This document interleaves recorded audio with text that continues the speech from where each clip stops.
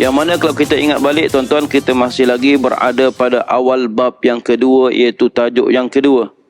Yang mana bab yang kedua ini ialah di bawah tajuk Bab Taubah. Bab yang membicarakan tentang taubat. Jadi kita dah bincang dah kenapa Imam An-Nawawi meletakkan bab taubat ini bab yang kedua. Kerana taubat ini sangat penting kepada setiap manusia. Assalamualaikum warahmatullahi wabarakatuh. Bismillahirrahmanirrahim. Innal hamdalillah nahmaduhu wa nasta'inuhu wa nastaghfiruh. Wa na'udzu billahi min shururi anfusina wa min sayyiati a'malina. Man yahdihillahu fala mudilla lahu ومن يضلل فلا هادي له أما بعد قال الله تعالى في كتاب الكريم بعد أعوذ بالله من الشيطان الرجيم يا أيها الذين آمنوا اتقوا الله حق تقاته ولا تموتن إلا وأنتم مسلمون وقال رسول الله صلى الله عليه وسلم Man kharaja fi talabil ilm fahuwa fi sabilillah hatta yarji'a au kama qala. Yang dihormati Tuan Nazir Masjid, Tuan Imam IJK Masjid, yang dimuliakan para alim ulama, tuan-tuan guru, para asatidzah, seterusnya muslimin muslimat yang dirahmati Allah sekalian. Alhamdulillah, kita bersyukur pada Allah Subhanahu wa taala kerana masih lagi memberi kekuatan, memberi kesihatan untuk kita terus menerus melaksanakan tanggungjawab kita sebagai hamba-Nya yang bersyukur dan bertakwa. Dan alhamdulillah pada malam ini kita dapat lagi bersama dalam slot pengajian kitab kita, iaitu kitab Riyadhus Shalihin yang dikarang oleh Imam An-Nawawi rahimahullah. Yang mana kalau kita ingat balik tuan-tuan, kita masih lagi berada pada awal bab yang kedua, iaitu tajuk yang kedua. Yang mana bab yang kedua ini ialah di bawah tajuk Bab Taubah. Bab yang membicarakan tentang taubat. Jadi kita dah bincang dah kenapa Imam An-Nawawi meletakkan bab taubat ini bab yang kedua. Kerana taubat ini sangat penting kepada setiap manusia. Kenapa? Kerana manusia itu tidak sunyi daripada dosa dan kesalahan. Seperti mana Nabi sebut dalam satu hadis daripada Anas radhiyallahu anhu qala Rasulullah sallallahu alaihi wasallam kullu bani Adam khata'. Nabi kata, Nabi bersabda, setiap semua anak Adam itu ada saja kesalahan dosa dia. Wa khairu khatta'ina, dan sebaik-baik dosa itu ialah dengan cara at-tawwabun, itu dengan cara bertaubat. Jadi Nabi sebut dalam hadis ini kepada kita bahawa semua orang tidak sunyi, semua orang tidak terlepas daripada kesalahan dosa. Dan sebaik-baik dosa itu ialah dengan cara kita bertaubat. Jadi taubat itu apa? Taubat itu bahasa Arab. Asalnya bahasa Arab. Tetapi telah dimelayukan. Sebab itu kita selalu sebut taubat. Dia dah bertaubat lah. Dia ni Masya Allah. Sejak keluar penjara dah bertaubat, contoh. Jadi taubat ini tuan-tuan bukan bahasa Arab, bukan bahasa Melayu. Tetapi asal bahasa taubat itu ialah bahasa Arab. Cuma telah dimelayukan. Dan bukan setakat kalimah taubat ini sahaja yang dimelayukan, tetapi banyak lagi perkataan bahasa Arab yang telah dimelayukan dan kita faham. Taubat itu asalnya daripada taba yatubu, iaitu kembali kepada Allah dengan sebenar-benar kembali. Ataupun mudah kita faham, taubat itu adalah ar-ruju', iaitu U-turn balik, iaitu kembali ke jalan yang benar. Kenapa dia kata rujuk? Taubat itu rujuk, U-turn, kerana apabila seseorang itu sesat jalan tuan-tuan, dia akan berusaha mencari jalan pusing balik, U-turn balik. Macam kita lah, tengah highway. Kita nak pergi ke Kota Baru, ambil highway Johor Bahru. Hari itu spek tak bawa tuan-tuan tak? Tuan-tuan, oh nampak baru-baru pak kita ambil. Lala kata, pelik ni, ke Kota Baru jalan pelik sangat ni. Tengok-tengok dekat, oh Johor Bahru tuan-tuan. Ketika itu kita tahu kita dah sesat jalan. Tak? Jadi apa yang perlu kita buat, kita tidak akan meneruskan perjalanan kita tadi lagi. Tak akan. Jadi apa yang kita buat tuan-tuan, kita akan cuba ikhtiar mencari jalan keluar. Itu namanya jalan U-turn balik.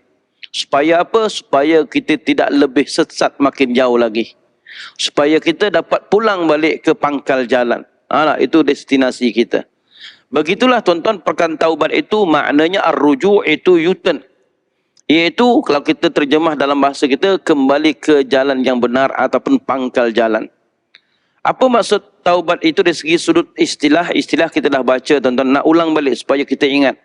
Taubat itu ialah kita memohon maaf ampun di atas dosa ataupun pelanggaran. Pelanggaran yang pernah dilakukan. Dan dalam waktu yang sama kita cuba memperbaiki tingkah laku dan perbuatan kita setelah itu. Maknanya apa? Maknanya tuan-tuan, taubat ini ialah kita memohon maaf ampun daripada Allah. Dan kita cuba mengubah sikap kita yang buruk dulu jadi lebih baik. Ataupun tuan-tuan, taubat itu seperti mana kata ulama, at-taubah at-i'tiraf wan nadmu wal ikla. Taubat itu ialah pengiktirafan, itu pengakuan, wan nadbu penyesalan, wal ikla meninggalkan. Apa maksudnya? Maknanya kita mengiktiraf, kita mengaku kita berdosa ya Allah. Hamba-Mu ini banyak dosa ya Allah. Kamu tetap memberi rizki ya Allah. Aku ni banyak dosa ya Allah, ampunkan dosa. Itu pengakuan tuan-tuan. Sebab apa? Kalau kita tak mengaku, maknanya kita tak bersalah. Ada? Sebab itu pengakuan. Yang kedua ialah nadmu. Dia ada penyesalan. Biasa orang yang rasa dia bersalah ni, dia akan pasti menyesal. Menyesalnya tuan-tuan biasanya disertai dengan tangisan biasanya. Macam kita dulu pernah bersalah kepada mak ayah kita. Kita tak rasa bersalah langsung tuan-tuan. Tapi setelah mak ayah kita meninggal, kita baru ingat, ya Allah, aku banyak dosa ya Allah dengan ayah aku dulu ya Allah. Dengan ibu aku dulu selalu bergaduh ya Allah tuan-tuan. Menyesal, dia menangis. Itu yang saya pernah cerita tuan-tuan, saya pernah jumpa seorang hamba Allah. Dia menangis kerana tuan-tuan, kerana penyesalannya terhadap ibunya. Setelah ibunya meninggal, tuan-tuan dia menyesal, tak menyesal tuan-tuan, dia menangis selama 2 tahun. Bukan 2 bulan, bukan 2 minggu, bukan 2 hari. Tetapi dia menangis selama 2 tahun tuan-tuan. Akhir sekali dia kata sampai satu peringkat air matanya sudah tidak ada, kering. Kering kontang dan tak ada air mata. Tetapi tetap mengalir air. Tetapi air ini bukan air mata, air darah. Maknanya mata dia di suatu hari disapu dengan tisu, nampak darah. Rupanya keluar darah. Akhir sekali satu peringkat tuan-tuan, bangun-bangun daripada pagi, dia rasa gelap gelita. Disuruh suami buka lampu. Bang, kenapa tak buka lampu lagi hari ni? Suami kata pun, suami dia pun terkejut tuan-tuan. Biar betul awak bergurau pagi-pagi ni. Kenapa? Dia katanya, kenapa? Kenapa apanya? Lampu dah buka lama lah. Abang jangan bergurau, dia kata. Bergurau apanya? Awak ni pagi-pagi mengigau apa tak nak bergaduh? Rupanya mata dia dah tak nampak, gelap gelita. Allah, bawa pergi hospital, doktor kata, satu saja saya boleh bantu awak menyembuhkan balik penyakit mata ini. Itu dengan syarat kamu kena bantu diri sendiri. Iaitu yang pertama, jangan menangis lagi. Kalau awak menangis lagi, saya bagi ubat ke apa ke, sama je. Jadi supaya awak tak jadi buta selama-lamanya, pertama syarat paling utama sekali, jangan menangis lagi. Baru saya bagi ubat.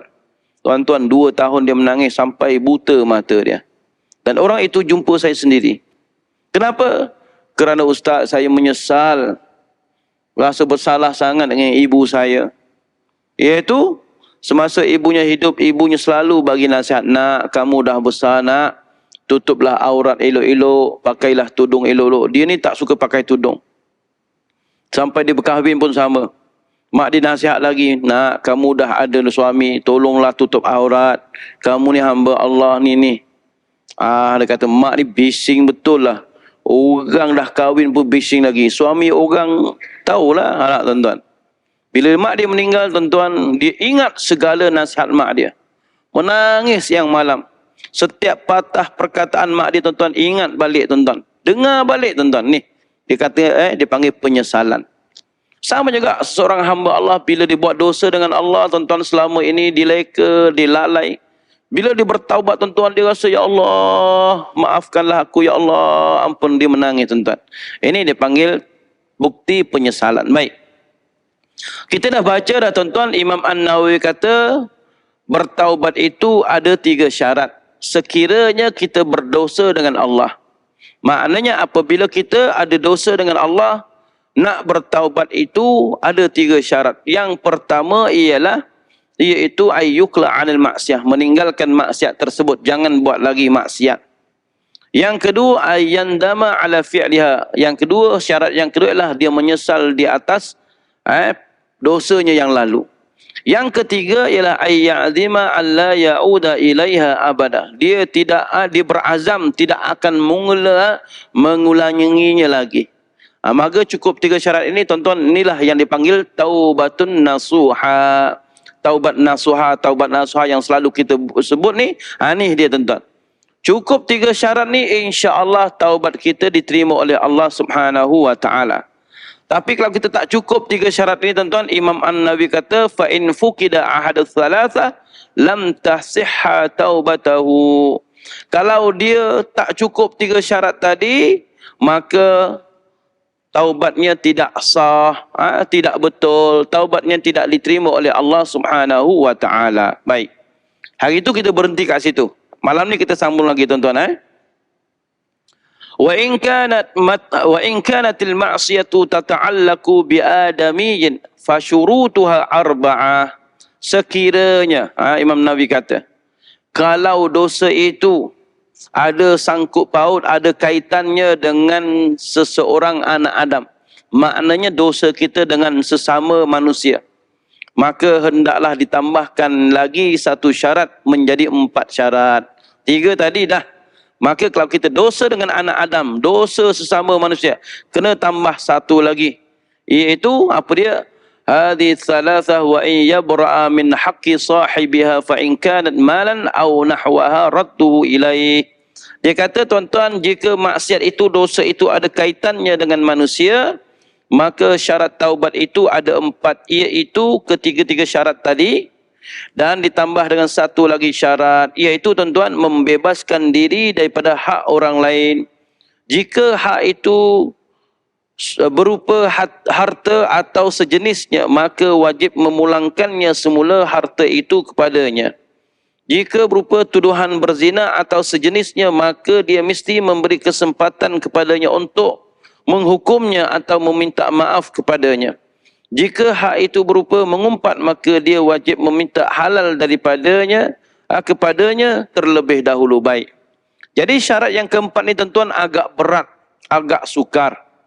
Iaitu Imam An-Nawawi kata, kalau kita ada dosa manusia, tuan-tuan, tambahlah lagi 1 syarat, iaitu, tuan-tuan, kita mohon maaf daripada dia. Maaf macam mana? Contoh, kalau kita terambil barang dia, tuan-tuan, kena pulangkan balik. Kena pulangkan balik. Ustaz, nak pulang macam mana, Ustaz? Durian 20 tahun yang lepas, tuan-tuan. Dia kata, oh, rupanya, tuan-tuan, jenis curi durian orang. Alah, nak kembalikan apanya ni? Perut pun tak tahu jadi apa dah, tuan-tuan, 20 tahun yang lepas. Jadi macam mana nak pulangkan balik? Baik, ulama kata nak pulangkan balik senang. Pertama, cari durian yang serupa dengan durian tadi. Alah, jumpa dia, Ji, minta maaf, Ji. Ya, kenapa minta maaf? Hari itu saya ada terambil durian pakcik.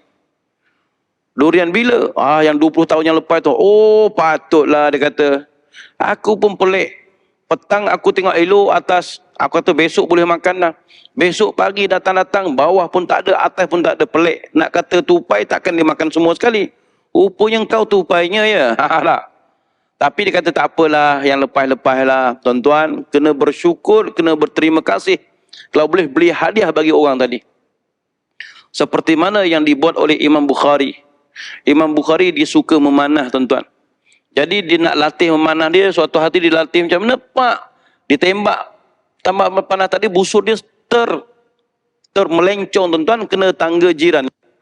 Lalu disuruh pekerjanya pergi tarik balik dan bagi tahu jiran dia. Kata Imam Bukhari, minta maaf, minta ampun. Kalau minta ganti, aku ganti balik. Ni cala sikit tangga dia ni. Cala sikit tuan-tuan. Lalu pekerjanya, hambanya bagi tahu, wahai tuan, Imam Bukhari nak minta maaf, ampun. Kalau kamu nak ganti balik, dia ganti berapa saja. Apa dia? Tadi tersalah anak busurnya, terkena tangga kamu. Lalu jiran kata, wahai anak Fulan bin Fulan, bagi tahu Imam Bukhari. Kalau Imam Bukhari bakar rumah aku pun aku maafkan dia. Tak? Jiran dia tahu siapakah Imam Bukhari, tuan-tuan. Bukan kata cala ni. Kalau dia bakar rumah aku pun aku tak akan marahlah. Aku maafkan dia. Allah, tuan-tuan. Bila dengar macam tu, Imam Bukhari dengar jirannya memaafkan dia, tuan-tuan. Dia naik atas rumah. Dia keluarkan balik duit shilling rumah dia, tuan-tuan. Disedekah semua orang, tuan-tuan. Pelik. Kenapa wahai Imam Bukhari sedekah ni sempena apa ni? Aku gembira kerana jiran aku memaafkan aku. Masya Allah. Itu kalau dimaafkan. Seperti mana juga tuan-tuan kisah Ibnu Sirin. Ibnu Sirin itu ulama dan kaya. Ulama dan jutawan. Tuan-tuan, ramai di kalangan orang Arab. Tuan-tuan, saya jumpa, saya sebelajar sana. Masya Allah. Ilmu Masya Allah, tuan-tuan, luar biasa. Ilmu semua kat sini, tuan-tuan. Semua kat sini. Dalam waktu yang sama, tuan-tuan, harta, tuan-tuan, tak tahulah duit dia berapa ratus juta, wallah alam. Kaya sungguh, tuan-tuan. Dahlah mengajar tak ambil duit. Dia mengajar kat universiti, tuan-tuan. Tak pernah ambil gaji walaupun sebulan. Malah gaji itu diletak dalam, dipanggil sulut tulab, tabung pelajar. Tak pernah ambil gaji. Yang kedua, dia siap panggil budak-budak yang belajar dengan dia, pergi ambil duit, tuan-tuan, setahun 2 kali. Sekali ambil RM1,000, tuan-tuan. Bukan pergi seorang dua, tuan-tuan. Dia ikut negara. Hari ini negara Indonesia, 50 orang pergi. 50 orang dapat seorang 100, tuan-tuan, kali lah. Esok pula Filipin pula pergi, tuan-tuan. 40 orang dapat berapa orang, tuan. Tu dia kaya luar biasa. Maknanya ada ulama, Masya Allah, kaya. Baik. Ibnu Sirin, tuan-tuan, ulama dan kaya. Dia kata suatu hari, tuan-tuan. Suatu hari dia buang harta dagangannya dekat pasar. Dia anggarkan kerugian lebih kurang 40,000 dirham. 40,000 dirham. Banyak, tuan-tuan, dia buang. Kenapa? Dia rasa barang-barang jualan dia tadi ada perkara syubhat. Perkara yang meraguinya. Lalu dibuang semua, tuan-tuan. Esok, tuan-tuan, tiba-tiba dia bergaduh dengan seorang yang hutang dengan dia. Bergaduh ni sampai orang pasar datang. Kenapa ni wahai Ibnu Sirin? Tak pernah aku dengar kamu bergaduh dengan pelanggan ni. Apa masalah dia? Masalahnya satu saja, tuan-tuan. Ibnu Sirin ni, dia bergaduh dengan orang yang bayar hutang. Kira-kira tak cukup 2 dirham saja. Imam Sirin kata, baki lagi 2 dirham wahai Fulan bin Fulan. Orang kata, mana ada? Aku dah bagi. Bergaduh sebab 2 dirham. Jadi orang pasar tadi, jiran-jiran ni datang. Tepuk dahi. Wahai Ibnu Sirin, aku pun tak faham dengan engkau lah. Semalam engkau buang barang kau yang bernilai 40,000 dirham, kau rasa tenang, tak ada rasa apa-apa. Hari ini disebabkan 2 dirham kamu bergaduh ke? Tak. Lalu Ibnu Sirin kata, bukan macam tu. Aku bergaduh ni bukan sebab nilai 2 dirham tadi, bukan. Tapi aku kesian kawan ni. Aku tak nak lagi ada hutang dengan dia. Dia ada hutang dengan aku di hari akhirat. Aku tak nak. Kesian kat dia. Tu yang Ibnu Sirin nak bagi tahu. Allahu Akbar. Dan pernah juga, tuan-tuan, Ibnu Sirin dipenjarakan, tuan-tuan. Sebab dia tak dapat bayar hutang bisnes dia. Ceritanya, tuan-tuan, dia ambil madu asli. Madu original. Sebanyak 250 kilogram. Madu original, tuan-tuan. Anak. Sebab tu madu original kena hati-hati. Hari ni semua orang kata madu original. Bawa-bawa balik rumah tu dia jadi gula, tuan-tuan. Saya pernah kena, tuan-tuan.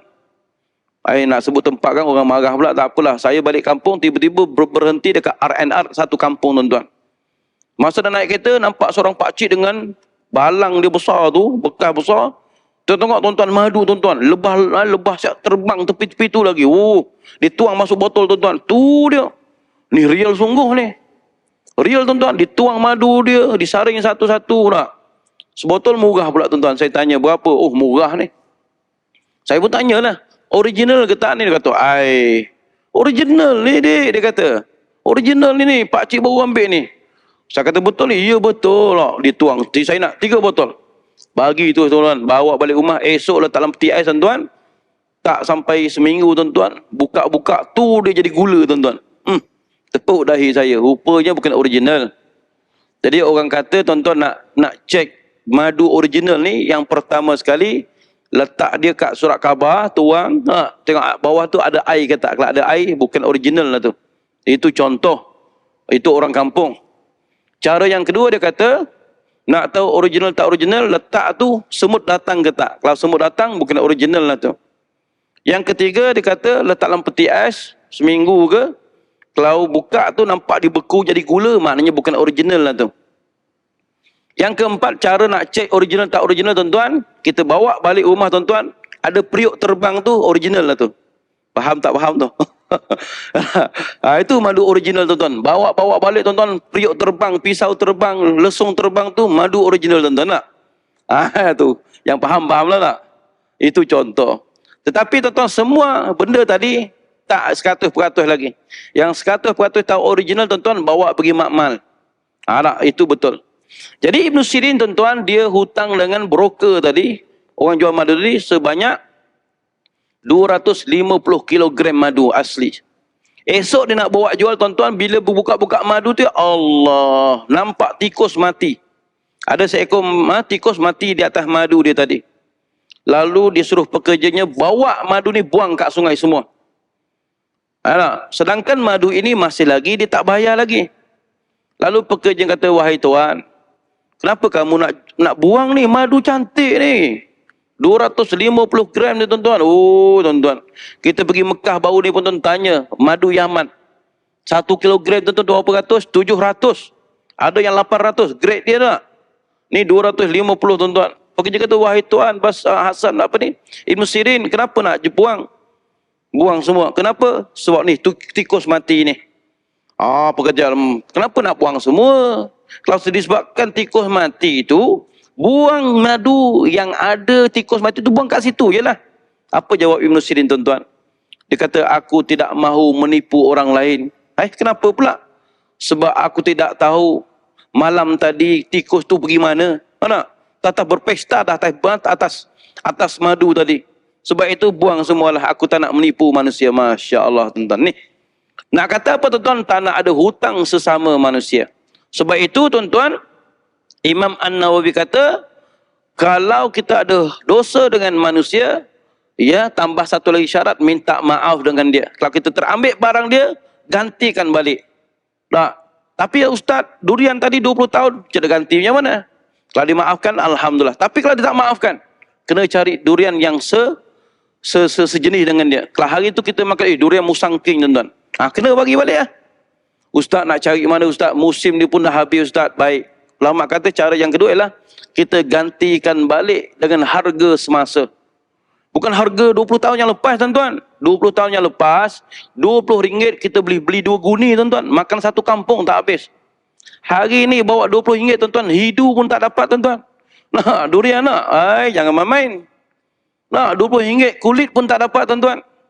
Saya pernah kena tuan-tuan. Disebabkan durian memang menyesal pun ada tuan-tuan. Durian mahal tuan-tuan tak? Kita pergi makan. Kita ni mengidam durian tuan-tuan. Akhir sekali tanya-tanya yang paling murah. Dia kata paling murah yang ni tuan. Berapa murah? Sekilo RM28. Uish, paling murah lah tu. Oi, mahal. Tapi tak ada pilihan. Okey, baik. Timbang, dapat sebiji. Buka-buka. Tu dia tuan-tuan. Busuk semua. Dah lah sekilo RM28. Semua busuk. Saya panggil. Bang, ni durian busuk lah ni. Yang mana? Tuan-tuan. Bukan dia kata nak minta maaf. Ganti baru tak tuan-tuan. Dia kata apa? Memanglah yang ni murah. Murah lagi tuan-tuan. Sekilo RM24. Tak, mestilah macam ni. Ni murah. Kalau nak sedap yang tu, ditunjuk yang tu. Yang dia ikat daun dekat tangkal ni tuan-tuan. Saya geram ni tuan-tuan. Bukan nak minta maaf nak apa tuan-tuan. Bagi yang tu 3 biji. Allah kita marah tuan-tuan. Bagi 3 biji. Mak ditimbang bagi buka. Oh sedap tuan-tuan. Makan dalam keadaan marah tuan-tuan. Lupa kebijaksanaan tuan-tuan. Bila marah ni hilang akal. 3 biji tuan-tuan saya balun dengan anak isteri saya. Bila nak bayar tuan-tuan menggigil saya. Nak demam panas pun ada tuan-tuan. RM288 saya ingat lagi. Orang apa? RM288. Ha? Ya Allah tuan-tuan, nasib baik tak sakit jantung tu tak? Tengok-tengok duit, ya Allah tak cukup ni. Bisik dengan bini yang ada bawa tak duit lebih. Kenapa? Habis tak cukup duit ni. Tuan-tuan menggigil kita. Baik, berbalik kepada tadi.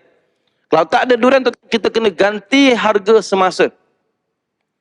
Semasa maksudnya tuan-tuan, kita tak boleh bandingkan dengan harga dulu. 20 tahun dulu, RM20 dapat 2 bakul tuan-tuan. Hari ini RM20, jangan nak pergi try makan durian tuan-tuan. Tak pasal-pasal tak balik rumah tuan-tuan nak. Kena kerja kat situ sebulan, baru habis. Tak. Jadi kena ganti, ustaz mahal. Jadi jangan buat hal. Baik, sekiranya kita mengumpat dia tuan-tuan, apa yang kita wajib buat, kita minta maaf dan bagi tahu kita mengumpat dia. Sebab itu ulama kata tak cukup lagi kita jumpa dia. Assalamualaikum ji, selamat hari raya, maaf zahir batin 0000-nya tuan-tuan, tak lepas. Kena bagi tahu ji, minta maaf ji. Maaf apa? Dosa saya dengan haji. Apa dia dosa? Saya mengumpat haji. Mengumpat tu kena bagi tahu pula tuan-tuan, apa dia mengumpat tu? Banyak mengumpat ni. Saya kata haji handsome tapi perut macam badak. Contoh tak? Tak kena sebut lah tuan-tuan. Ustaz tak tergamak nak sebut. Kalau hari tu sedap mengumpat dia tu macam mana? Sebab itu tuan-tuan, mengumpat ni paling banyak. Dan ada orang menghalalkan mengumpat pula dengan alasan, Ustaz kami tak mengumpat, kami cakap betul. Tuan-tuan, apa definisi mengumpat? Mengumpat kita sebut aib sahabat kita di belakang dia. Kalau dia dengar tuan-tuan dia marah, itulah mengumpat. Tapi kalau kita puji dia, itu tak mengumpat. Kita puji dia, ni cantik tak? Ada kata, ji minta maaf ji, hari tu saya mengumpat haji. Mengumpat apa? Saya kata haji ni handsome lah, pemurah. Itu mengumpat tuan-tuan, bukan mengumpat. Mengumpat ni kita sebut aib dia. Dan bila didengar dia marah, tuan-tuan mengumpat. Maka kita kena sebut tuan-tuan, Ustaz susah. Sebab itu kalau susah, jangan mengumpat orang. Baik. Tapi tuan-tuan, kita tahu dah dia ni tuan-tuan, bengis, orang bengis. Dah mati 2 orang, orang pergi minta maaf dengan dia, sebut pasal sifat dia, mak kena bunuh tu tuan-tuan. Ketika itu ulama kata, ketika itu tak perlu sebutlah pasal kita mengumpat, kita minta maaf, sekadar minta maaf. Dan perbanyakkan amalan kita. Minta doa agar Allah ampunkan kita, ampunkan dia. Mudah-mudahan dosa kita diampunkan. Sekiranya dia bengis tuan-tuan. Baik. Kalau kita fitnah dia pula tuan-tuan, apa yang kita perlu buat? Ni fitnah ni tuan-tuan lagi dahsyat.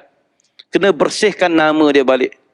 Kena bersihkan nama dia balik. Sebab itu Allah sebut al-fitnatu asyaddu minal qatl. Fitnah itu Allah sebut lebih dahsyat daripada membunuh tuan-tuan. Kenapa Allah sebut membunuh lebih dahsyat daripada membunuh?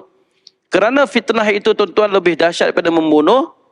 Kalau kita membunuh seseorang, kalau kita si A bunuh si B, hanya si B saja mati. Tapi fitnah tidak tuan-tuan. Kalau si A memfitnah si B tuan-tuan, bukan setakat si B saja yang terkesan dengan fitnah tadi. Malah orang yang terdekat dengan si B, contohnya bininya, istrinya, anak-anaknya tuan-tuan terkesan. Sebab itu Allah sebut fitnah itu lebih dahsyat daripada membunuh. Caranya minta maaf dan kita bersihkan nama dia balik. Tuan-tuan, pernah diceritakan seorang ulama, suatu hari datang seorang pemuda minta maaf, wahai tuan guru saya minta maaf. Kenapa? Hari itu sayalah yang tukang fitnah tuan guru sekian-sekian. Jadi saya minta maaf tuan guru, saya bertaubat dah. Baik. Tuan guru kata, baik dah, tak apa, aku maafkan kau. Tapi dengan syarat. Syarat dia apa? Syarat dia, ni, ambil bulu ayam tuan-tuan, yang orang rumah kita buat bersih habuk tu, bulu ayam tu. Panggil bulu ayam ke apa? Dia panggil apa? Bulu ayam ke? Hari ni tak panggil bulu ayam, dia panggil tali tu tak? Tapi kita ambil yang lama, bulu ayam. Ya. Apa syarat dia, wahai tuan guru, saya sanggup buat apa saja. Baik, syaratnya ni, ambil bulu ni. Baik. Kau naik ni, ke rumah kau, naik sampai habis. Kau cabut bulu ni, buang kat jalan tu. Lepas tu dah habis, datang sini balik. Lalu, senang. Ingat surah hafal Al-Quran tadi tak? Senang. Sambil naik motor, cabut bulu sampai habis tuan-tuan. Habis. Alhamdulillah dah habis, pusing balik. Wahai tuan guru, Alhamdulillah, saya dah tunaikan syarat tadi. Maka maafkanlah saya. Tuan guru kata, itu baru satu syarat. Syarat yang kedua, insya-Allah aku akan maafkan engkau. Itu aku nak balik, engkau kumpulkan balik bulu-bulu ayam yang kamu cabut buang tadi. Tepuk dahi dia tuan-tuan. Wahai tuan guru, yang pertama tadi senang. Yang kedua ni nak cari mana, dah terbang ikut lori mana habis dah. Ikut angin mana dah, nak kumpul balik. Tuan Guru kata, begitulah engkau fitnah aku. Masa engkau fitnah tu senang. Tapi nak membersihkan nama aku balik ni agak-agak macam mana aku. Isteri aku mati disebabkan engkau fitnah dia. Ha tak? Fitnah aku. Dia malu ni. Nak pergi kedai runcit apa-apa. Kena fitnah tadi. Mati dia. Anak aku tak nak pergi sekolah sebab engkau fitnah. Jadi macam mana aku sekarang nak? Sebab itu tuan-tuan, dosa fitnah itu tuan-tuan dahsyat. Lebih dahsyat daripada membunuh. Jadi nak minta maaf dia tuan-tuan bukan senang. Sebab itu ulama kata, kalau kita minta ampun dengan Allah, tuan-tuan mudah. Pertama, tuan-tuan, di mana-mana kita berada, kalau kita nak bertaubat, terus bertaubat. InsyaAllah kita akan dapati Allah itu Maha Pengampun. Yang kedua, kenapa kita bertaubat dengan Allah lebih senang? Kerana Allah itu ada satu sifat, suka memberi keampunan. Maha Pengampun dan suka memberi keampunan. Allah suka hambanya bertaubat. Sehingga dalam satu hadis, hadis kursi, Allah kata, kalaulah seorang hamba aku datang satu langkah dengan membawa lautan gunung dosa untuk bertaubat kepada aku. Apa Allah kata? Nescaya aku akan datang kepadanya 10 langkah. Masya Allah, Allah sangat suka dengan hambanya yang bertaubat. Tapi tuan-tuan, manusia dia tidak ada maha pengampun. Pemaaf pun jarang kita jumpa tuan-tuan. Ni manusia. Tak payah pergi jauh tuan-tuan, tak payah pergi jiran kita. Mak ayah kita tuan-tuan, ada orang sanggup takkan maafkan anak dia tuan-tuan. Baru-baru ni tuan-tuan. Saya pernah cerita ke belum? Seorang sahabat saya bagi tahu saya. Saya rasa dia ada dalam ni. Tak, dia tengok saya ni. Dia cerita kat saya. Dia kata, Ustaz, kesian kawan ni Ustaz. Kenapa? Ayah dia bagi tahu saya, kata, aku takkan maafkan anak aku ini. Saya kata, sampai macam tu sekali ayah dia cakap. Ya Ustaz. Saya kata, Pakcik sabar Pakcik. Ini anak kandung sendiri. Tuan-tuan, seorang ayah kalau dia cakap macam tu tuan-tuan, anak tadi tak ada keberkatan. Dia kata, wallahi aku takkan maafkan anak aku. Tuan-tuan.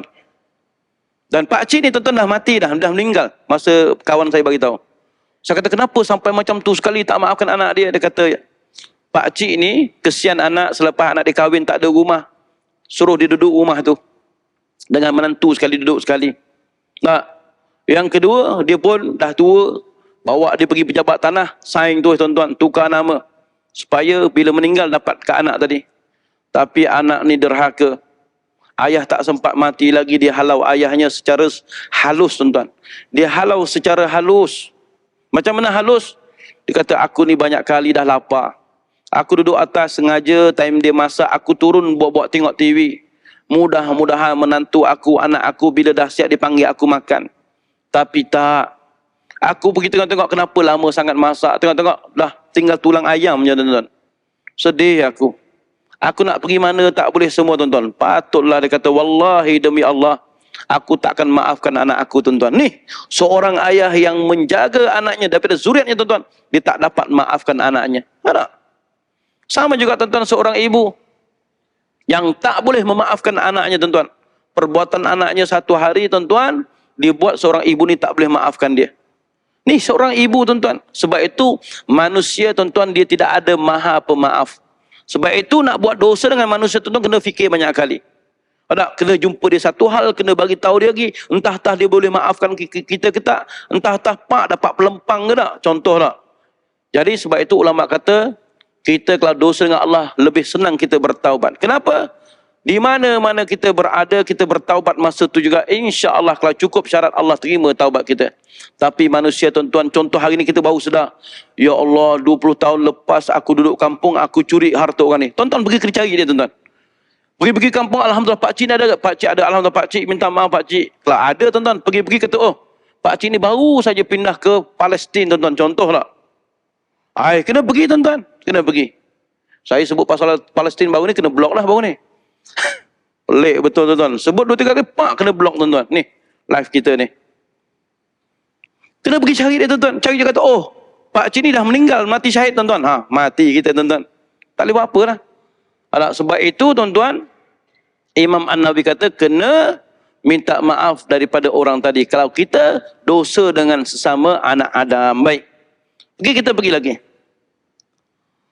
Seterusnya tuan-tuan, Imam An-Nawawi kata, wajib bertaubat daripada setiap dosa. Wa yajibu ayyatuba min jami'iz zunub. Semua dosa kita wajib kita bertaubat.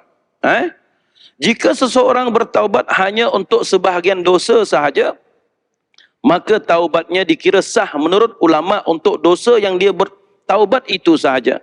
Dan jika masih lagi berkewajipan melakukan taubat untuk sebahagian dosa yang lain, dalil yang mewajibkan bertaubat amatlah banyak, sama ada dari Al-Quran ataupun sunnah mahupun ijma' ulama, tuan-tuan. Jadi dosa ni wajib kita bertaubat. Kenapa? Kalau kita tak bertaubat, kita meninggal dalam keadaan kita dipenuhi dosa. Dan dosa itu tempat tinggalnya kita tahu, tuan-tuan, an-nar, naru jahannam, itu neraka jahannam. Sebab itu dengan cara bertaubat sajalah, tuan-tuan, yang akan membersihkan diri kita daripada najis dosa tadi. Baik, Imam An-Nawawi datangkan beberapa ayat. Kitab ini kitab hadis, tetapi setiap bab dia akan datangkan ayat Al-Quran dulu. Kenapa? Kena bagi tahu bahawa sumber ataupun dalam bahasa Arab masdaru tasyri', sumber perundangan orang Islam itu yang pertama Al-Quran. Bawah Al-Quran As-Sunnah itu hadis Nabi SAW. Baik. Jadi ada ayat yang pertama. A'udzubillahi minasyaitonirrajim. Wa tubu ilallahi jami'an ayyuhal mu'minun.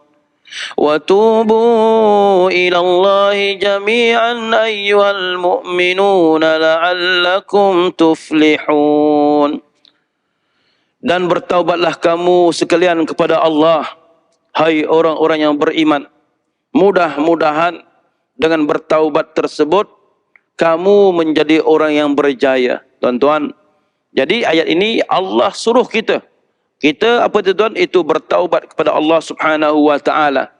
Tuan-tuan, dengan taubat itu dah masuk waktu tadi. 4 minit lagi. Jadi dalam ayat ini, tuan-tuan, Allah suruh kita bertaubat. Bila bertaubat, tuan-tuan, apa kesan, apa kelebihan bertaubat? Allah sebut la'allakum tuflihun.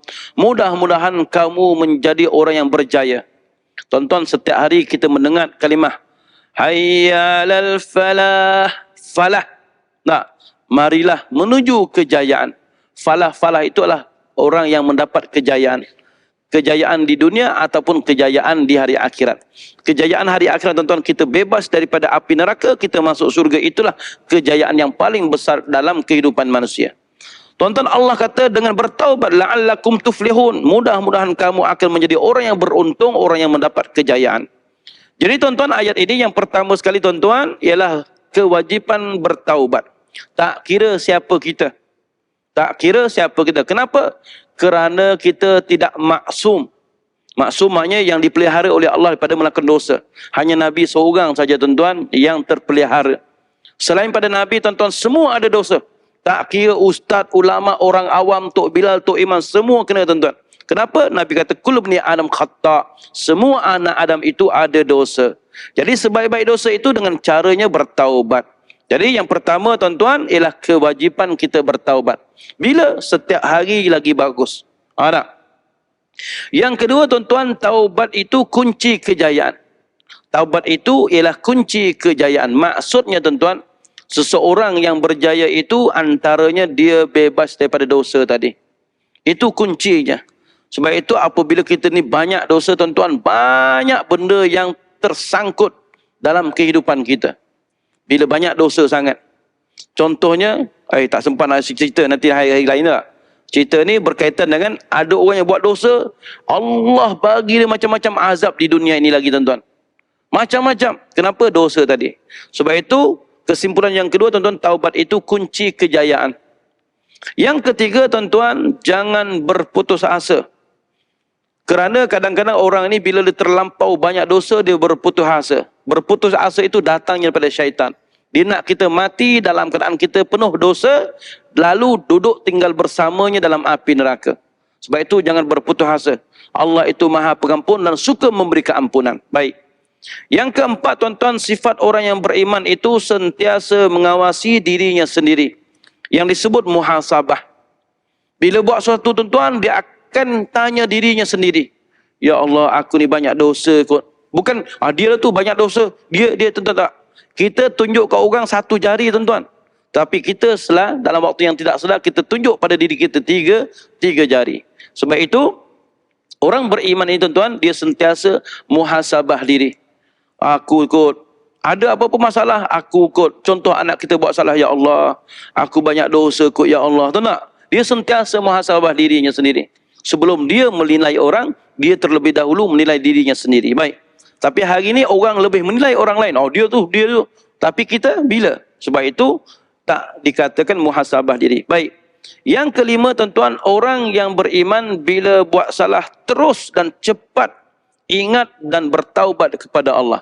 Tuan-tuan, antara ciri orang yang beriman, dia buat salah sikit saja dia pun, ya Allah, dosa ni ya Allah, tuan-tuan. Ni, sebab itu Nabi sebut perbezaan di antara orang yang fajir, orang yang buat dosa dengan orang yang beriman.